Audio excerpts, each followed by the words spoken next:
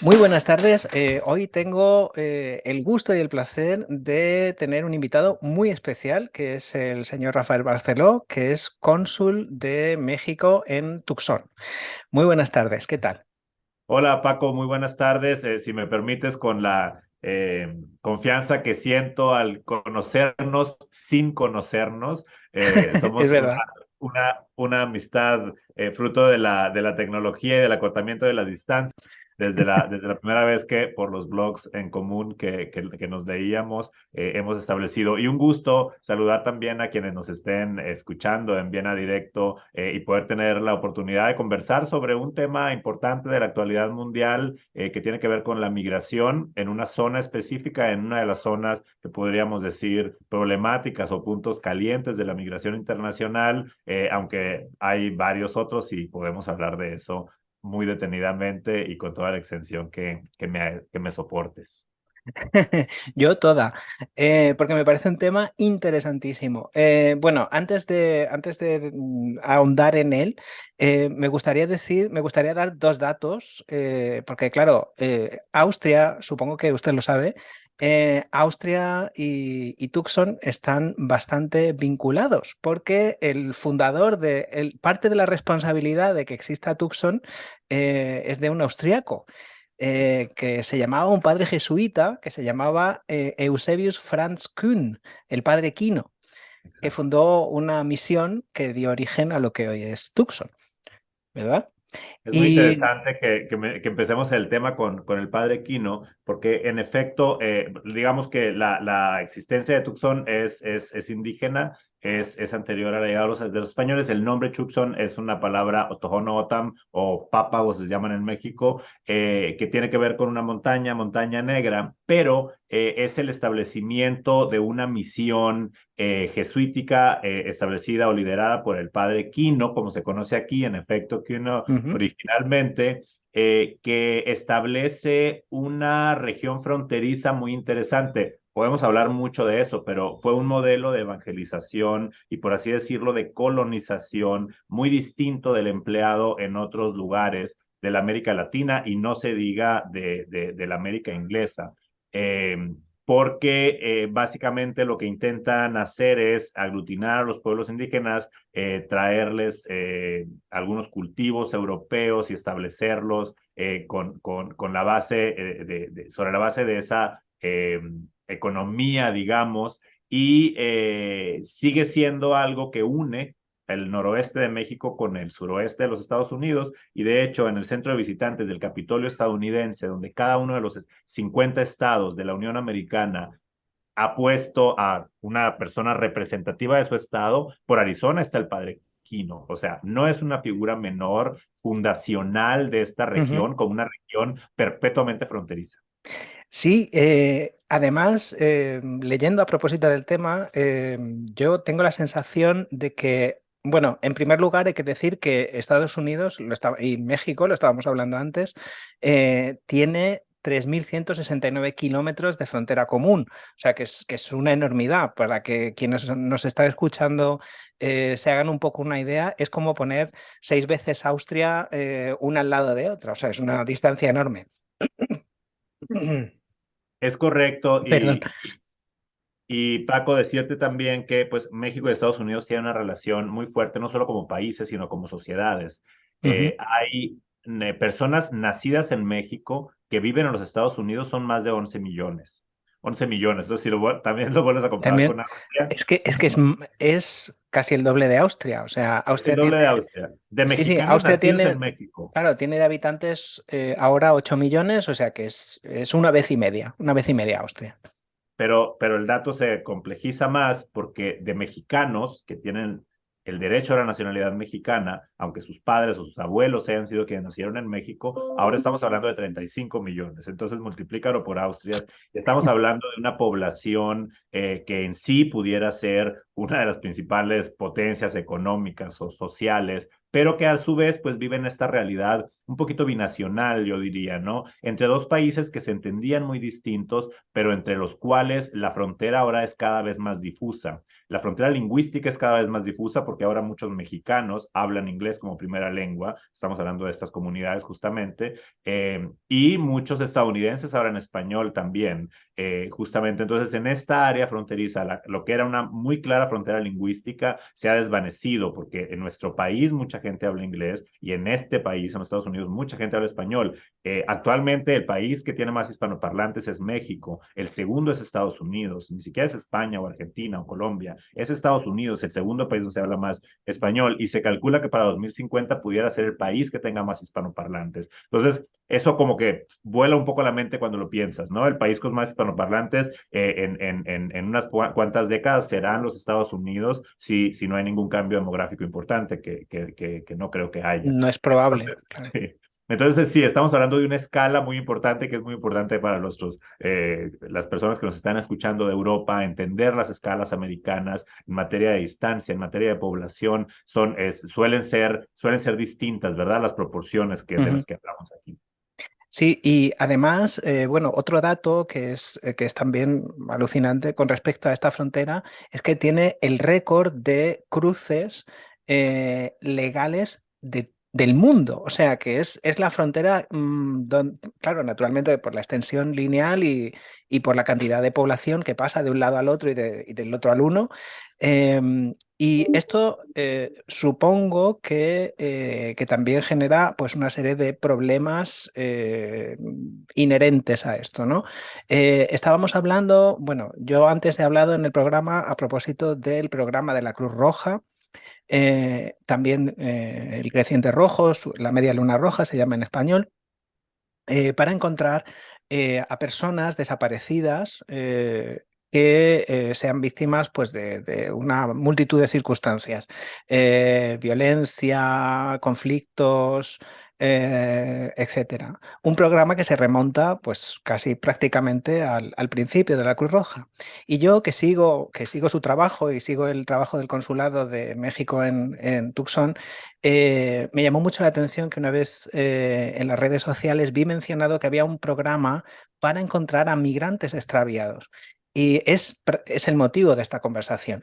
Me gustaría saber un poco más a propósito de ese programa para contrastarlo con ese programa que utiliza la Cruz Roja también para poner en contacto a personas en el continente europeo en general que buscan a sus familiares.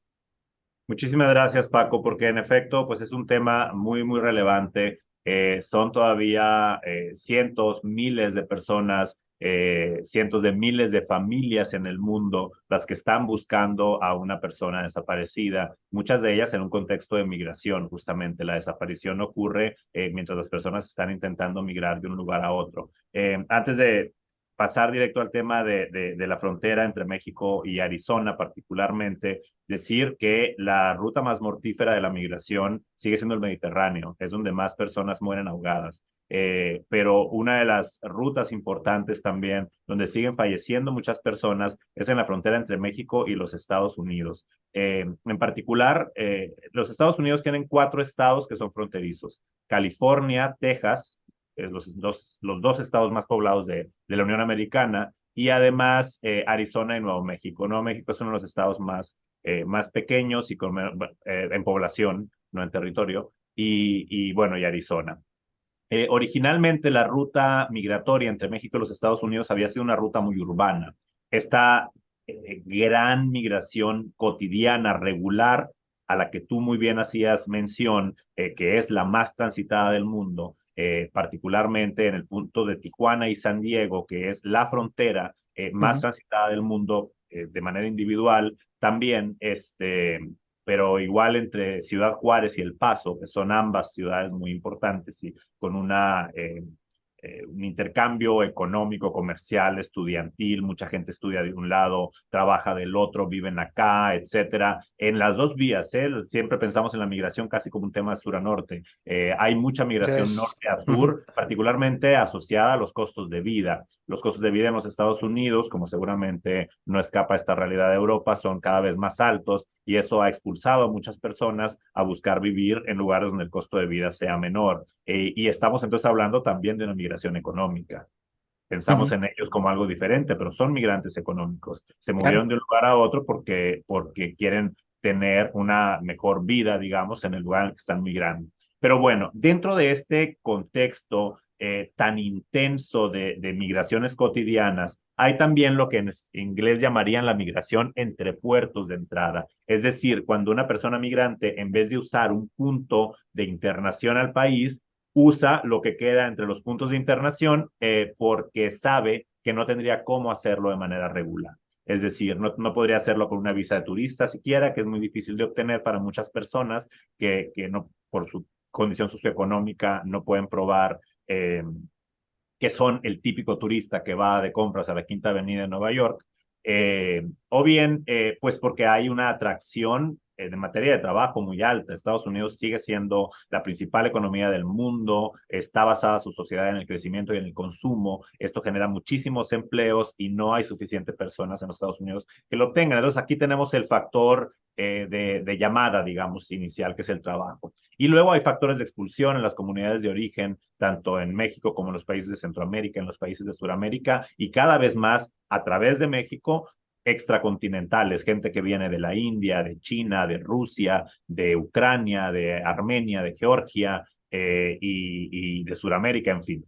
Entonces, bueno, todo esto genera una migración muy importante entre puertos. Y esa migración entre puertos, cuando se militariza, por así decirlo, la frontera en las zonas urbanas, empieza a ocurrir por una frontera natural que los dos países tienen, que es el desierto Sonora-Arizona, que es donde estamos nosotros ubicados. De hecho, yo le digo Sonora-Arizona para ubicar geográficamente a las personas. En Arizona también le conocen como el desierto de Sonora, que es el nombre del estado de la República Mexicana, que es colindante con Arizona. Este es un desierto, insisto, una frontera natural donde adicionalmente está el territorio compartido de una nación indígena, los Tohono-O'odham, el nombre que decíamos de Tucson es en esta lengua indígena. Su territorio está dividido por una frontera política muy posterior a su pueblo. Entonces, tanto por la existencia de este territorio como por el desierto en sí, era un área que no estaba ni muy vigilada, ni además tenía una barrera física. Ujú. Esto generó este embudo. No obstante, pues como frontera natural que es, implica para las personas, si son muy eficientes en su marcha, en su caminada, al menos 3 días de caminada, con temperaturas absurdas en el extremo caliente y también muy frías en el invierno. Que es lo que tiene El estos desiertos. desierto, Por claro. lo menos en esta geografía, la temperatura puede bajar de cero sin ningún problema, pero además no es un desierto plano como nos imaginamos de pronto una cantidad de dunas. En realidad es un desierto muy escarpado, es un desierto muy montañoso. Para cruzarlo, si pensamos, bueno, son 100 kilómetros, sí me los puedo aventar, pues no son 100 kilómetros, porque son 100 kilómetros lineales, pero si tú los caminas atravesando cerros escarpados, estamos hablando de una distancia mucho mayor. Todo ese es el contexto en el que opera esta migración entre puertos o migración irregular. Ha generado lamentablemente muchos fallecimientos y personas que se extravían en su intento de cruce, particularmente porque los migrantes suelen hacerlo en grupos y suelen contratar a un guía a quien se le paga una cantidad de dinero. Lo que no sabe la persona migrante es que si alguien se lastima el tobillo, se cae al momento de atravesar el muro y caer, se tiene alguna fractura, el grupo no lo va a esperar y el guía no lo va a esperar. Al contrario, a la primera de cambio los va a dejar abandonados y ahora estarán por su cuenta. Eso genera, insisto, muchas posibilidades de perder la vida inclusive. Y voy a dar aquí un dato muy, muy triste. Solo el año pasado se recuperaron 224 restos humanos en esta fracción de la frontera. Estamos hablando de un número altísimo, es Es muy prácticamente alto, sí. récord. 2010 fue el récord con dos encuentros más. No necesariamente fueron personas que fallecieron ese año, hay que decirlo, porque en ocasiones lo que se encuentran son osamentas o fragmentos de osamenta. Entonces pudieron haber ocurrido, pudo haber sido fallecimiento de hace 3, 4, 5 años, ¿no? Aunque bueno, lo más común es que sea de los últimos meses, por así decirlo. Entonces, esta situación tan compleja ha generado la creación de un programa que se llama Missing Migrant Program en inglés, el programa del migrante extraviado, por parte de la patrulla fronteriza de los Estados Unidos, que si bien normalmente ellos tienen un objetivo de hacer aplicar la ley migratoria y de proteger sus fronteras, En realidad, este es un programa de tipo humanitario que se realiza en colaboración con los consulados, particularmente los consulados de México, porque pues, somos el área más relevante al ser fronteriza, y organizaciones de la sociedad civil que hacen búsquedas y rescates en terreno. Gente que desde la bondad de su corazón dedican su tiempo y una gran cantidad de esfuerzo en hacer búsquedas. Normalmente aquí ya estamos hablando que hacen búsquedas de personas fallecidas, no de personas con vida. El programa Almirante Extraviado sí está pensado para hacer búsquedas de personas con vida, y nosotros participando de este programa por medio de una línea telefónica que se opera desde Tucson, pero que en realidad es para todo Estados Unidos,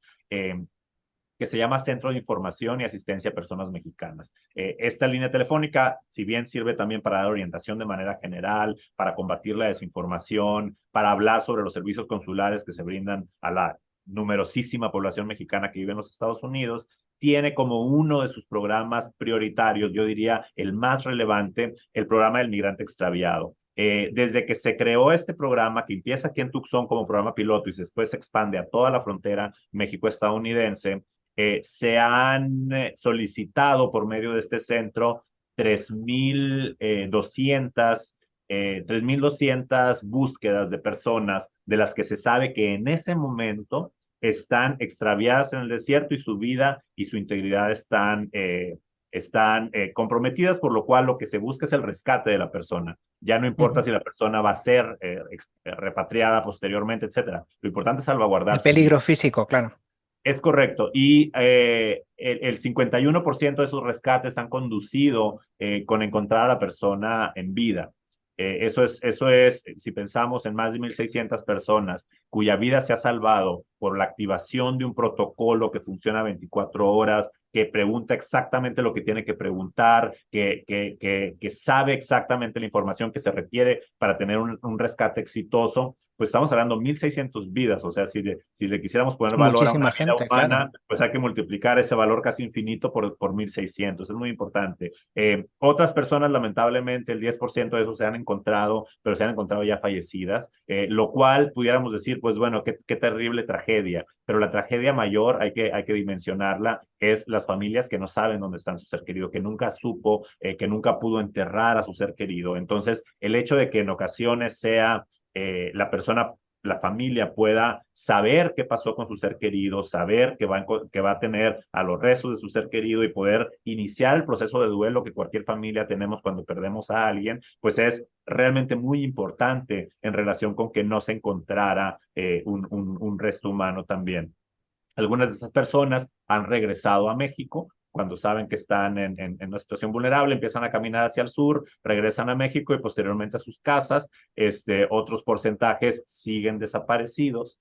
Muy probablemente posteriormente se encontrará los restos, o bien probablemente sí lograron llegar a su destino. En fin, pero lo importante de este programa es que es un programa de articulación en el cual dos gobiernos que durante mucho tiempo tuvieron dificultad para entender el mismo problema, el gobierno Uh de los -huh. Estados Unidos como un gobierno en el que la migración se ha hecho un tema tan polémico, como no escapa el tema de Europa, en el que ganas o pierdes elecciones en función de qué tan feroz sea tu discurso y qué tan Sí. feroces parezcan tus acciones para conservar el pueblo como tú lo conocías, la sociedad como tú la conocías, o bien o a la inversa, ¿verdad? Es un tema tremendamente polémico, es un tema que es muy difícil que las personas lo aborden de manera racional, normalmente se aborda de manera emocional, y por lo tanto es que es tan poderoso pues, desde el punto de vista electoral. Pero bueno, en ese contexto, y luego el gobierno de México intentando, y otros gobiernos también, intentando proteger pues a las poblaciones además que lamentablemente no encontraron en nuestros países el nivel de desarrollo suficiente como para quedarse y optaron, digamos, por migrar a otro país, lo cual genera también en sí mismo una responsabilidad estatal mayor, digamos, de tratar de a esas familias, a esas personas, pues brindar un servicio importante. Durante mucho tiempo fue muy complejo llegar a entendimientos, a coordinaciones, pero justamente creo que lo que muestra el programa del Migrante Extraviado es que se pueden encontrar esos espacios de coordinación en el que lo que importe sea, en primer lugar, salvaguardar la vida humana como valor máximo que tenemos realmente, sin que se entienda que el interés del país que recibe muy probablemente sea cuidar sus fronteras y que nadie entre de manera irregular. Es decir, las dos cosas pueden al final convivir Ujú. y generar siempre la centralidad de los derechos de las personas dentro de un contexto en el que la ley se va a cumplir. Entonces, por eso es que hay una muy buena coordinación y además con la participación también de la sociedad civil, porque muchas personas migrantes en todo el tránsito van encontrando redes de organizaciones que los van apoyando en los caminos. Yo les digo mucho a mis amigos estadounidenses, es que ustedes suelen pensar que la migración empieza en su frontera. La migración empieza desde que la persona sale de su lugar de origen. Y si aquí estamos hablando de alguien de Pakistán, de la India, de Nicaragua, de Brasil, esa migración empezó mucho antes de que tú pensaras que Claro. era tu problema. Y esta persona migrante muy probablemente pasó por todo el territorio mexicano también, lo atravesó y es un tema para todos los países. Y claro, creo que eso no solo les pasa a los estadounidenses, cada quien en su país piensa que su mundo es el mundo, ¿verdad? Es algo muy Ujú. humano. Pero bueno, el punto es que poder traer a la sociedad civil para que conozcan de la existencia de estos recursos, que sepan que las personas pueden llamar inclusive desde México, desde sus comunidades. Si se trata de una persona extraviada, aunque no fuera mexicana, el centro va a activar el protocolo, porque aquí lo importante es salvaguardar, insisto, una vida humana, ¿verdad? Ujú. Ya el Consulado de México no tiene las atribuciones para dar seguimiento sobre personas que no son sus nacionales, pero lo que hace es comunicarlo al consulado Canalizarlo correspondiente. hacia las Pero en las horas, administraciones pero en las horas pertinentes. críticas en las que se tiene que iniciar un rescate, el centro recoge la información sobre la persona sin preguntar sobre nacionalidad, la transmite y se inicia o se activa más bien el protocolo de búsqueda del programa del migrante extraviado. Este programa es un programa, insisto, de la región México estadounidense que se está ampliando a otras partes de la frontera estadounidense. Florida, por ejemplo, ha sido una zona de migración de las personas de las islas del Caribe también Ujú. tradicional. Ahí también hay patrulla fronteriza y también ahí hay extravío de migrantes, algo un poco más parecido como lo que pasa con la realidad del Mediterráneo, en el que los Sí. problemas son distintos porque no es una frontera terrestre, pero adicionalmente hay temas de migración del lado canadiense al lado estadounidense en el norte, de personas que sí pueden ingresar a Canadá, pero su interés es ingresar a los Estados Unidos y hacen ese trayecto caminando en áreas que también por razones climáticas son muy peligrosas. Y el programa sigue ampliándose. Lo que empieza en Tucson como un programa piloto ya cubre toda la frontera México-estadounidense y además otras fronteras entre Estados Unidos y Canadá y entre Estados Unidos y pues la frontera marítima con el Caribe. Y quiero nada más aclarar para que algunas personas puedan conocer esto desde el lado europeo, tú hablabas del programa de la Cruz Roja, hay un programa que se llama igual, un proyecto de los migrantes extraviados de la Organización Internacional de las Migraciones, es una organización de Naciones Unidas que tiene más que ver con contar, con contabilizar este tema. Y como bien lo mencionabas tú, la Cruz Roja, el Comité Internacional de la Cruz Roja, ha apoyado en estos temas durante mucho tiempo. De hecho, desde el punto de vista técnico y de capacitación, yo me reuní virtualmente con ellos hace un par de semanas para hablar de cómo Ujú. mejorábamos la localización de personas con vida, ¿no? También hay una parte de localización de personas que se presume fallecieron, pero cómo se pueden mejorar todos los procesos de la localización de personas con vida. Así que sí, en efecto, también de este lado del planeta, el Comité Internacional de la Cruz Roja trabaja en esos temas para técnicamente fortalecer los programas que nacionalmente existen. Ujú. Y generalmente yo tengo dos preguntas al respecto. La primera es, ¿este programa del migrante extraviado es nuevo? Porque, o sea, todos sabemos el cambio de administración que ha habido en los Estados Unidos, la actitud del anterior presidente y la actitud del actual. Em, y generalmente la búsqueda la inician los familiares. Existe, por ejemplo, como en el programa europeo, es que no me atrevo a decir austriaco, pero porque Ah. bueno, la central en Austria está en Viena, pero existe una página web, por ejemplo, con todas las fotos de las personas desaparecidas o personas que piensan que pueden estarles buscando. Gracias por las preguntas. Primero, el programa empieza en 2015 y empieza en Tucson y se va ampliando a toda la frontera hasta 2017. Entonces, estamos hablando previo a la administración del presidente Trump, que como decíamos, tuvo una narrativa, su gobierno, desde su campaña, muy agresiva contra la migración irregular. Y bueno, pero importante mencionar cómo los estados nacionales son estos entes que no son monolíticos. Y si bien hay una discusión política al respecto, siempre va a haber una burocracia, para bien y para mal, y yo diría que muchas veces para bien, que está Muchas actuando. veces para bien, sí. Sí, y sí, porque tenemos una noción muy negativa de la burocracia, pero en realidad hay una estabilidad en el trabajo que se realiza, inclusive en tiempos muy convulsos políticamente. Entonces, este programa siguió operando, inclusive durante esa administración, y hay personas que trabajan para la patrulla fronteriza que tienen esta vocación humanitaria de la labor que se realiza, que es humanitaria, que es muy distinta a la labor tradicional de una patrulla, digamos, ¿no? Como la propia palabra lo dice, que tiene más la idea de patrullar, pero existe eso, ¿no? Entonces también importante señalar esto, empieza en 2015, se amplía a toda la frontera en 2017, desde entonces se viene trabajando ya de manera consecutiva e ininterrumpida al respecto. Luego, ¿cómo se inicia? Se inicia de diferentes maneras. En muchas ocasiones, la persona directamente perdida, que suele traer dos celulares, es la manera en la que se está operando la migración en este terreno. Traen dos celulares, pues algunos de ellos pueden llamar directamente al SIAM. Siempre damos nosotros la recomendación es cuida tu batería, que muchas veces la gente lo usa para, inclusive para despedirse de sus familiares cuando piensa que puede ser el final de su camino.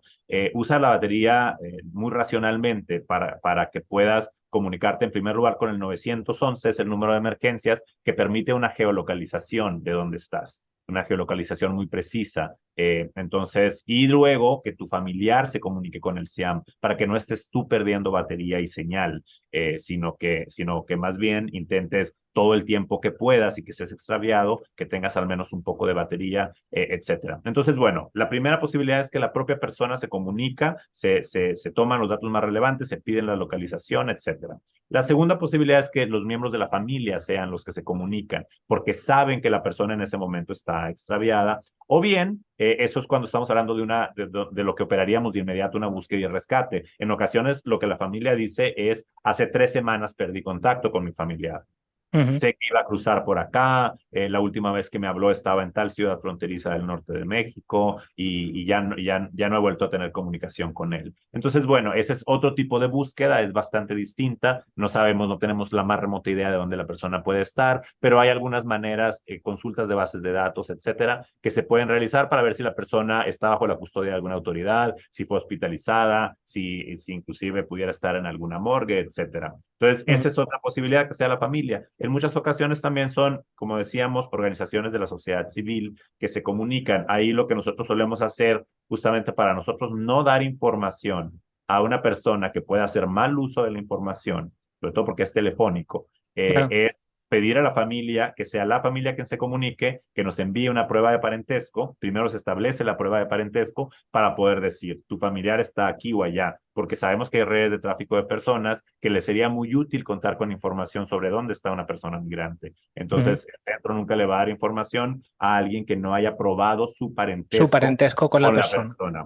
Uh -huh. Entonces, esa es una tercera posibilidad. Luego, también justamente sobre el tema de publicar fotografías, muchas organizaciones de manera muy bien intencionada han publicado, por ejemplo, acabamos de encontrar este cadáver y ponen la fotografía. Y eso Uh es algo -huh. que puede ser tremendamente traumatizante y revictimizante para las familias también, ¿no? Entonces, por parte del centro, somos autoridad gubernamental, tenemos leyes de protección de datos personales muy estrictas. Nosotros no podemos hacer eso, no podríamos poner como tal una foto de esta naturaleza, pero sí existen estas páginas de Facebook de otras organizaciones que publican cuando están buscando a alguien. Ahí lo que el consulado hace cuando alguien está buscando es pues justamente tener todos los datos de la localización de la persona. Hay una cosa que se llama la media filiación, que son todos los datos que ayudarían a identificar a una persona viva o fallecida, ¿no? Estatura, tatuajes, marcas, específicas, peso, apariencia, fotografías cuando las hay. Ahora, afortunadamente, normalmente siempre hay una fotografía de una Sí, persona. ahora Ya no estamos en los tiempos de los daguerrotipos, que solamente la élite tenía todos celular. llevamos el álbum en el bolsillo. Es correcto. Entonces, bueno, ese tipo de información permite también poder operar mejores localizaciones de personas, pero no vamos a tener un registro público porque es muy rigurosa nuestra ley de protección de datos Ujú, personales como para poder hacer público un registro de esta naturaleza, ¿no? Además, decir, en el caso de México, se creó un sistema nacional de búsqueda porque el tema de personas desaparecidas es un tema muy, muy importante para nuestro país. Y cada uno de los 32 estados de la República tiene su propia comisión estatal de búsqueda, hay una comisión nacional de búsqueda y un sistema nacional de búsqueda que aglutina a todos ellos. Entonces, bueno, hay trabajos ahí de articulación, justamente la reunión que te comentaba con Cruz Roja era con el sistema nacional ujú. de búsqueda y algunos consulados que estamos operando estos temas de manera más prioritaria para encontrar maneras, porque en muchas ocasiones la familia no sabe si exactamente fue en un contexto de movilidad ya en Estados Unidos o en un contexto de movilidad en México. Entonces, las personas que deben estar buscando son distintas. Realmente es un problema complejo. Las soluciones van a ser complejas, no podemos pensar en soluciones sencillas. La migración seguirá ocurriendo, me parece. No creo que haya ninguna etapa de la humanidad en la que no hayamos migrado unos u otros y no cabría esperar que deje de haber migración, particularmente hay mucha migración climática y esa migración Ujú. continuará. Hay Esto una, es un tema que se nos va a quedar en el tintero porque efectivamente una de las áreas del mundo más golpeadas por el cambio climático, junto con el Mediterráneo, pues es la Sudamérica y América Central. Y en el futuro, pues es probable que estos procesos migratorios se agraven. En fin, tenemos que terminar, desgraciadamente, porque el tema es interesantísimo.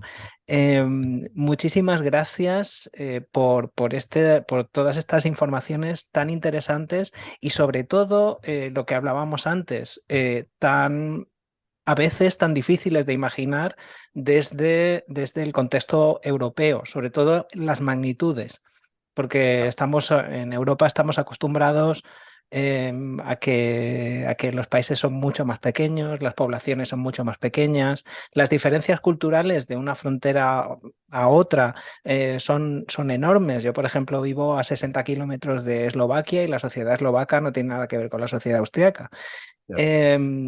O tiene poco que ver. Y la verdad es que ha sido muy interesante. Muchas gracias, señor Barceló, por haberme atendido y espero que podamos charlar en otro momento a propósito de este tipo de cosas, porque a mí hay una pregunta que ya la lanzo aquí y es el trabajo de un cónsul, porque es un trabajo creo que es muy desconocido, como en general el del cuerpo diplomático en general.